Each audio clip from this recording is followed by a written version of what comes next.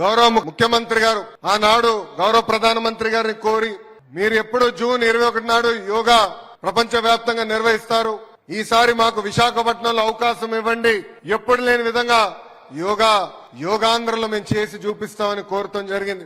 దాంట్లో భాగంగా ఎప్పుడు లేని విధంగా 5 లక్షల మంది రేపు యోగాంధ్రలో పాల్గొని ఒక Guinness books of world record కూడా సృష్టించబోతున్నారని ఈ సభాముఖంగా మీ అందరికీ నేను తెలియజేస్తున్నాం.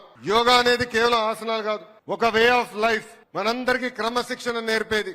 నేను కూడా మీ వయసులో ఉన్నప్పుడు గౌరవ ముఖ్యమంత్రి గారు నా చేత యోగా చేపించేవారు. పొద్దున్న లేయాలంటే ఆయన తిట్టుకునేవారిని, పొద్దున్న లేపుతున్నానని ఒక్క గంట ఎక్కువ పడుకోవచ్చు కదా అని. కానీ ఆనాడు ఆయన నాకు నేర్పించిన క్రమశిక్షణ పట్టుదలతోనే ఈ రోజు నేను ఈ స్థాయికి వచ్చా. అదే క్రమశిక్షణ పట్టుదల మీ అందరిలో ఉంది, ఇది మీరు మరవదు. ఏ ఆశయాలతో అయితే మీరు ముందరికి వెళ్ళాలనుకుంటున్నారో ఆ ఆశయాలతో మీరు నడవండి, ఒక విజన్ తో పనిచేయండి. మీరు ఏదైతే సాధించాలనుకున్నారో ఆ శక్తి మనలో ఉంది. ఇక్కడున్న పిల్లలందరూ కోరుతున్నా, మనందరం కలలు కనాలి. మన కుటుంబం గాని, మన గ్రామం గాని, మన మండలం గాని, నియోజకవర్గం గాని, రాష్ట్రం గాని దేశాన్ని మార్చాలనే కళలు మనం అందరం కనాలి. కానీ కళ్ళ గంటమే కాదు, కష్టపడాలి, పట్టుదలతో పనిచేయాలి. ఏ ఆశయాలైతే మనం పెట్టుకున్నామో అది సాధించాలని ఇక్కడ ఉన్న మిమ్మల్ని అందరినీ కోరుతున్నా.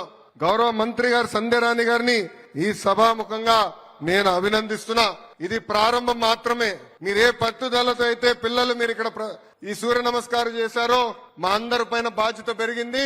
జూన్ 21 తర్వాత అన్ని ప్రభుత్వ పాఠశాలల్లో వారానికి ఒక రోజు కంపల్సరీ యోగా చేయాలని ప్రభుత్వం ఇప్పటికే నిర్ణయం తీసుకుంటాం జరిగింది.